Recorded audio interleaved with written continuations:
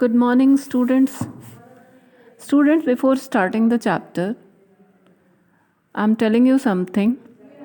By those words, those sentences, you can understand that today I'm going to start with chapter.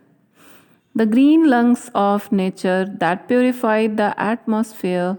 Forests are our lifeline. It is through them that nature shines. I think it is clear to you all that the chapter is forest. A forest, it is an area with a high density of trees. The trees, which make up the main area of the forest, create a special environment. This in turn affects the kinds of animals and plants that can exist in a forest. Simply, we can say that it is an area which has a high density of trees and it is known as forest. Students, as you know that human beings began life on earth as forest dwellers. That means in early days they live in forest. In the early stages they were food gatherers. That means they collect the food from different sources and they eat it and depended on the forest for all their needs. In early stage, human beings depend upon forest for all their food. These needs are food, clothing, and shelter. They get their food, they use the things to wear, and they live in forest. That means all their requirements like food, clothing, and shelter be fulfilled by the forest. They gradually became food growers by clearing small patches in forest to grow their food, and they started growing foods in the forest. However, they continued to depend on forest for their requirements of daily life. That means at that time also, they depend upon forest for their requirements of daily life. Even today, we people depend on the forest for paper, timber, fuel, wood, medicine, and fodder. We get all these things from forest. Over the years, the area under forest cover has decreased steadily.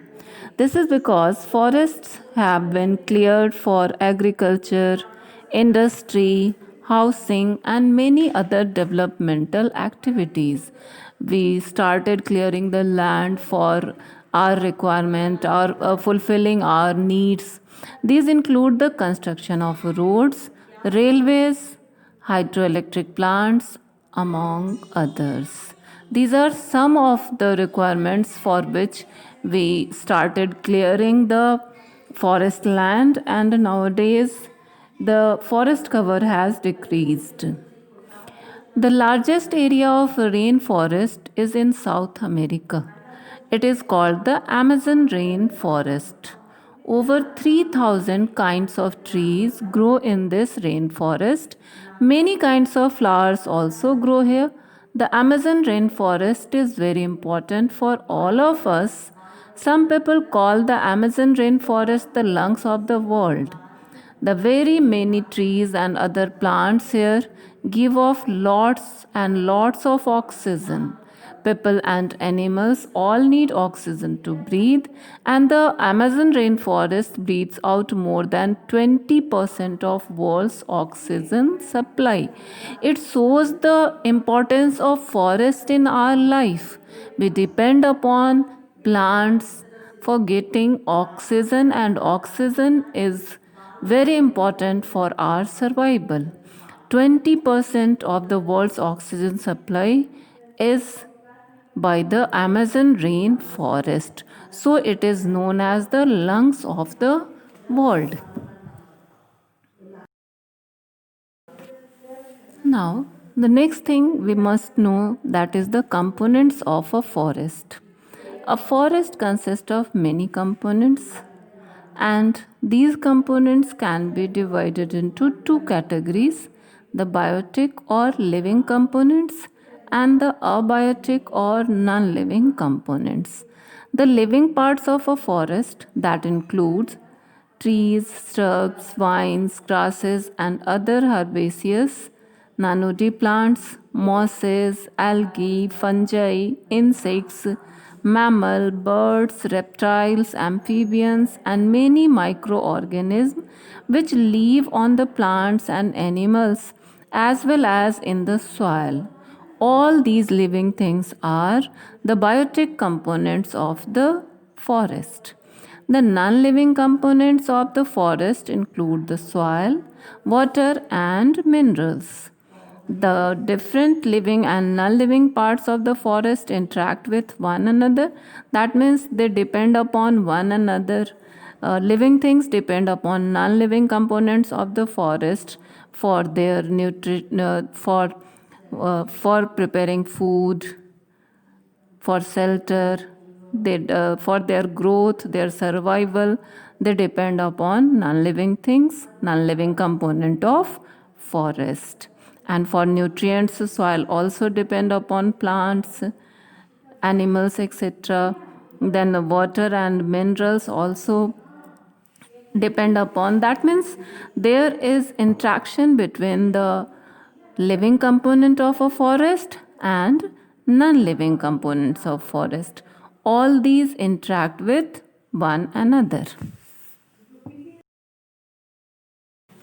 Now we will discuss about life in a forest. As all of you know that living organism can be classified as autotrophs, heterotrophs and saprotrophs.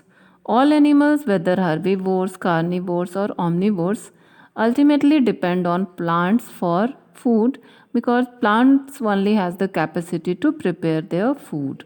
Other depend upon plants directly or indirectly for their food. The herbivores consume plants and are in turn eaten by the carnivores. Such a sequence of who eats whom make up a food chain. For example, a rabbit that eats grass may itself be eaten by a snake. Many such food chains can be found in a forest. They are interlinked in nature and hence form food webs. If any component from this link is removed, the rest of the chain gets affected. For example, if the plants are removed, the herbivores like rabbits will die because they will not get food. There will be scarcity of food for carnivores. If herbivores are not there, then there will be scarcity of food for the carnivores like snakes and lions. If the decomposers like bacteria are removed, the nutrients will not be recycled and soil would become deficient in nutrients and would not be able to support plant life. All of you know that decomposers convert or decompose the dead part of plants and animals, and then it is converted into minerals which get mixed in the soil and make it nutrient rich. So if decomposers are not there, then what will happen? The minerals, the nutrients will not be recycled and soil would become deficient in nutrients and it would not be able to support life, plant life. A forest is able to function as an independent unit. This is so because there is no direct addition of fertilizers and seeds or food and water for animals. Now, what is the reason? How it is possible that without supplying fertilizers and seeds or food and water for animals, how they grow? Within a forest, materials move in a continuous nutrient cycle along a food chain and through a food web that goes from plants to plant eaters, then to meat eaters, and then to decomposers, and again back to plants. The term food web is a better description for a forest than a food chain. This is because a single plant or animal may have links to many others. For example, those animals that eat both plants and other animals can have links with many plants and a variety of other meat eating animals. Decomposers such as bacteria, fungi, and some worms are especially important members of food chains and food waves in the forest habitats. Their role is to break down the rough, woody fibers of trees, thus enabling the nutrient cycle to begin all over again. Now, I think it is clear to you that why forest is known as an independent unit, because everything which is required for the plant or animal or for the abiotic component is given or supplied in a forest in a nutrient cycle. It is a continuous nutrient cycle, and there is a food web and chain. And due to that, there is continuous supply of nutrients to the soil, which is then used up by the plants for preparing food. Then animals, which are plant eaters, they eat the plant and plant product, and then they get eaten by the carnivores. So, students, I think all of you have understood the life in a forest. So, that's all for today. Thank you. Have a nice day.